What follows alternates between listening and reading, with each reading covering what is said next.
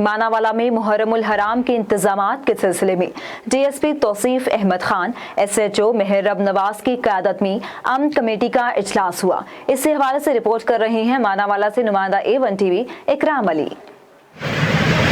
जी, मानावाला मुहर्रमुल हराम के इंतजामात के सिलसिले में DSP तौसीफ अहमद खान, SHO मेहरब नवाज की क़यादत में अमन कमेटी का इजलास थाना मानावाला में मुनक्कद हुआ, जिसमें मेंबरान अमन कमेटी जुलजना के जुलूस व मजालिस के मुंतज़मीन, लाइसेंस होल्डर्स और सिक्योरिटी एजेंसियों के अहलकारों ने शिरकत की। इजलास में अमन व अमान की सूरत हाल को दीगर मामलात के बारे में तफसीली गुफ्तगू की गई।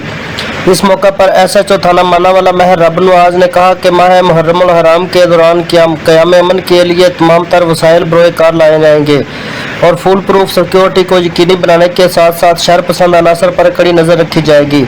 इंतजामिया, पुलिस, सिक्योरिटी फोर्सेज और एजेंसियाँ अलर्ट रहेंगी।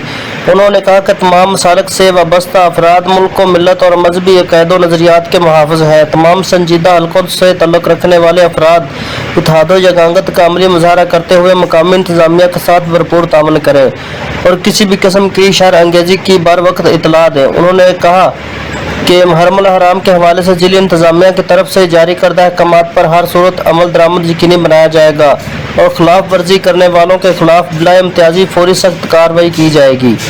इकराम अली, नुमाइंदा A1 TV मानावाला।